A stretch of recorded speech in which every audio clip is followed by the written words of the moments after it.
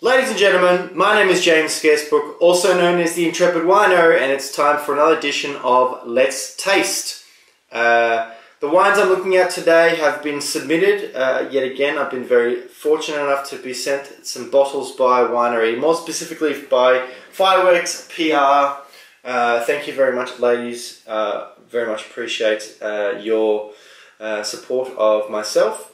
And you're probably familiar with the winery that I'm looking at today, particularly as I recently had the CEO and owner of the winery on my podcast, the Vincast, as a guest, Alistair Purbrick from Tahbilk Winery, which is Victoria's oldest family-owned winery.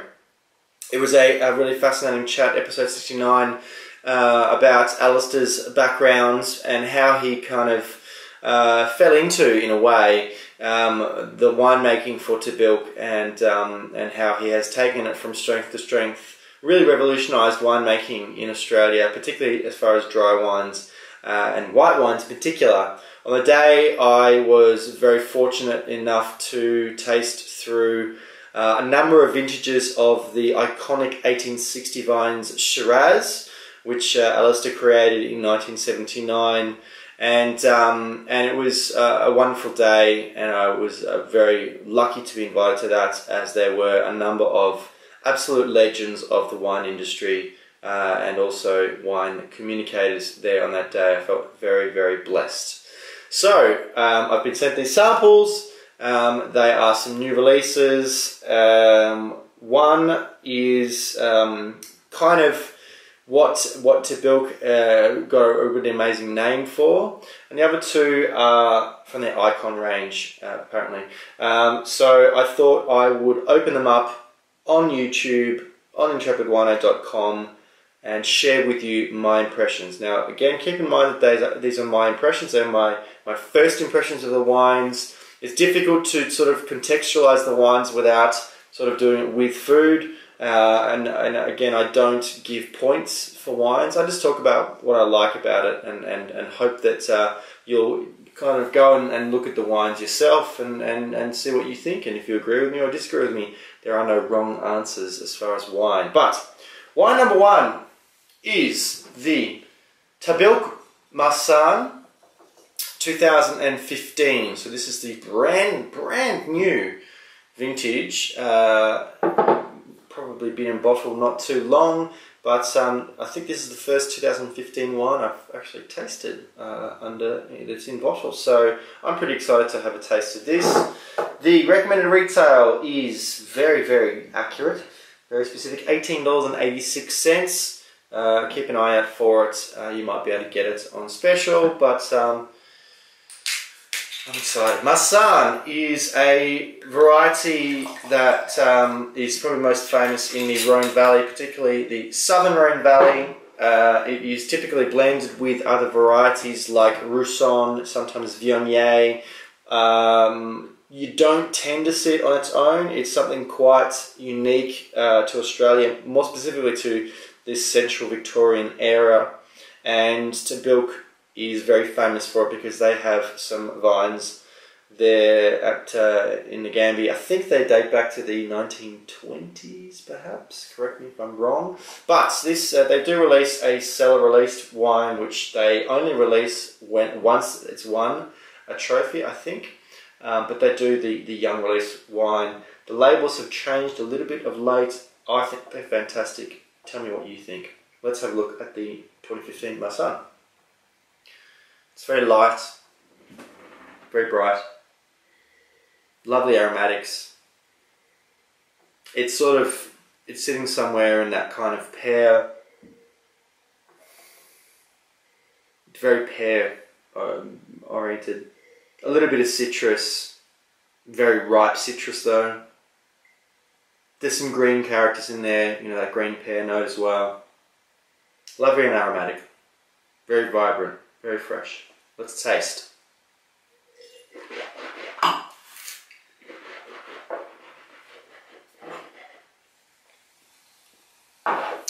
Wow. Nice and juicy. You can sort of see why winemakers are so excited about the 2015 vintage. It looks like it's going to be a very, very good year particularly after the challenging vintage of 2014.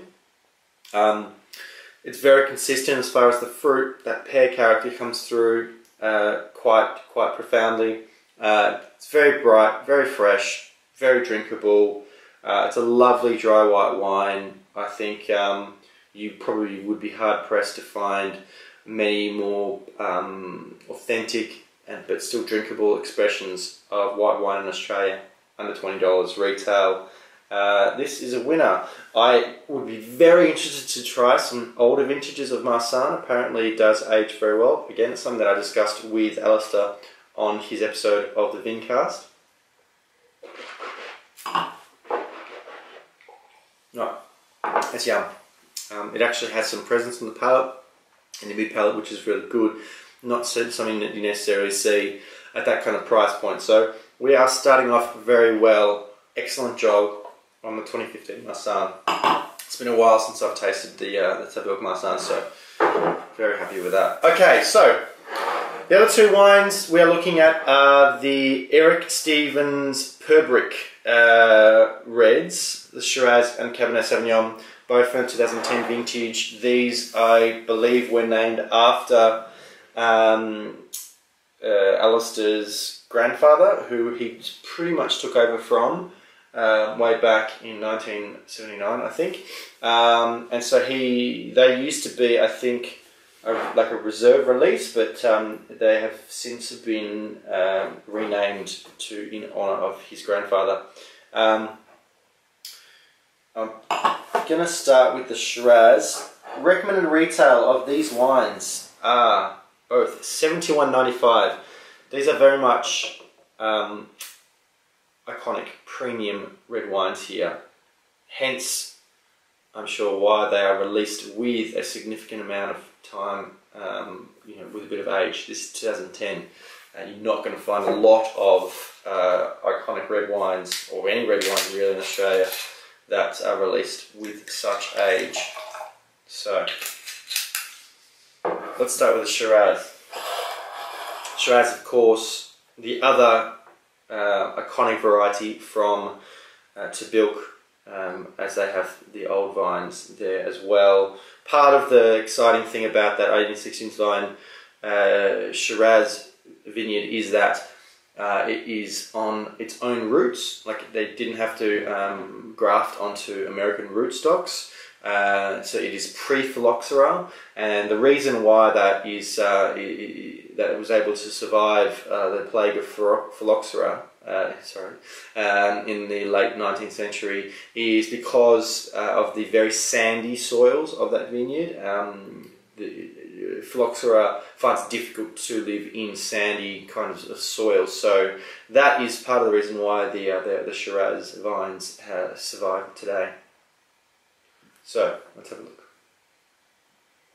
Wow. Very intense, very brooding, some dark fruits in there. Very mature, very assured fruits. Blackberry, blood plums. You can sort of see the oak. Correct me if I'm wrong, I think there's probably going to be 100% French oak. There will be a pretty small volume of that in new barrels. It does vary from vintage to vintage. No, this is really a very classic expression. It's coming in at only 13% alcohol, which is very exciting to see. Again, in the last sort of 15 years or so, there have been some pretty big and bombastic Shiraz, particularly Shiraz wines, coming out of some regions in Australia. So it's really exciting to see a lighter expression, but still have that intensity in their aromatics. It's very inviting, and it's still fresh considering its age. Under screw cap, keeping it fresh. Let's taste.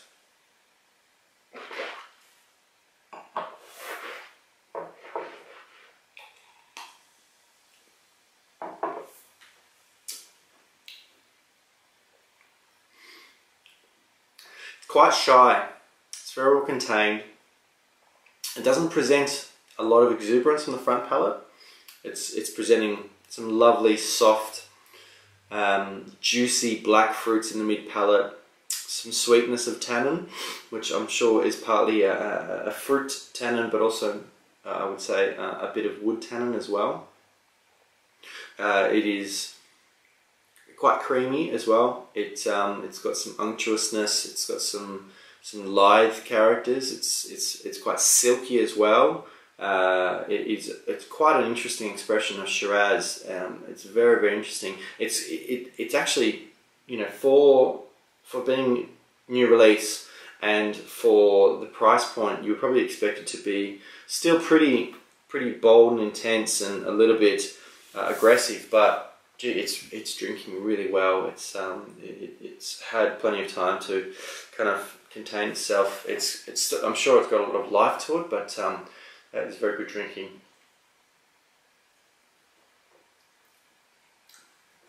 It's bright. It's got the fruits there, but you know, it's got a little bit of texture in there as well. That is very exciting. It's really, for me, it's an excellently made classic, sort of old school Australian Shiraz wine. Let's have a look at the Cabernet Sauvignon. So same vintage, same price point.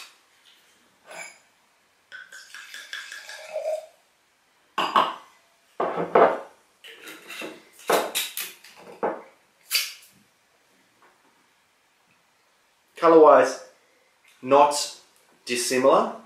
Probably a little bit less sort of black, which is interesting. So sort of more purpley, but you know, it's showing a little bit of development in the colour, which I would think is probably a little bit to do with age.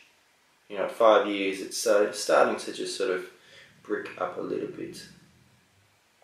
Like the smell. This is probably even a little bit more closed. The fruits are definitely there. It's in that classic Cabernet, Cassis, blueberry kind of realm, but it doesn't have any menthol or any leafy characters. There's nothing green about it. It is, you know, very, you know, it's quite perfectly ripe. It does definitely has a little bit of dustiness to it. You know, some earthy, savoury notes. Again, I would say that, you know, that's a little bit possibly barrel derived as well. Let's taste.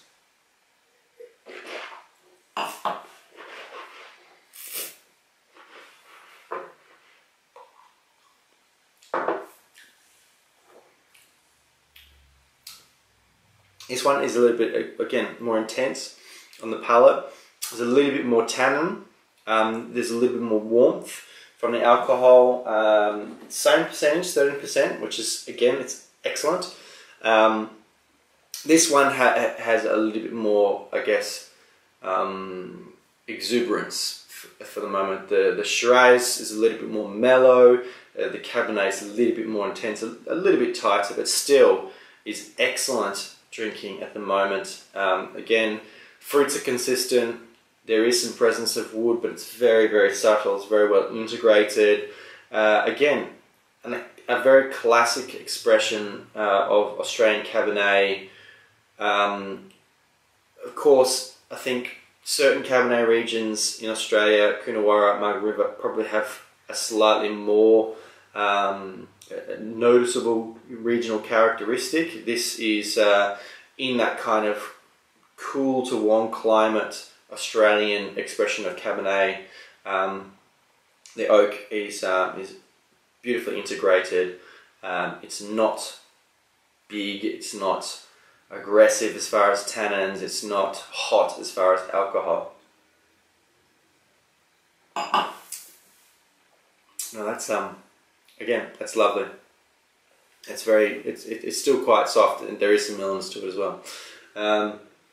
Now look, 3 really exciting wines. I think the Marsanne is an absolute bargain for the price, and these 2 Eric Stevens Per-Brick wines are very classic expressions of Australian red wine. So Some exciting stuff. Of course, it's great to see iconic reds in particular under screw cap. So kudos to you guys at Tahbilk. Thank you very much Tahbilk and Fireworks PR for generously sending me these samples. I've very much enjoyed tasting them for you, and I hope you have enjoyed watching this video. If you did, please leave me a like, subscribe to the Intrepid Wino channel, comment on either the YouTube video or on my website. If you would like to suggest a wine, or if you've tasted these wines and you would like to either agree or disagree with me, I look forward to seeing you on the next video. But until then, cheers.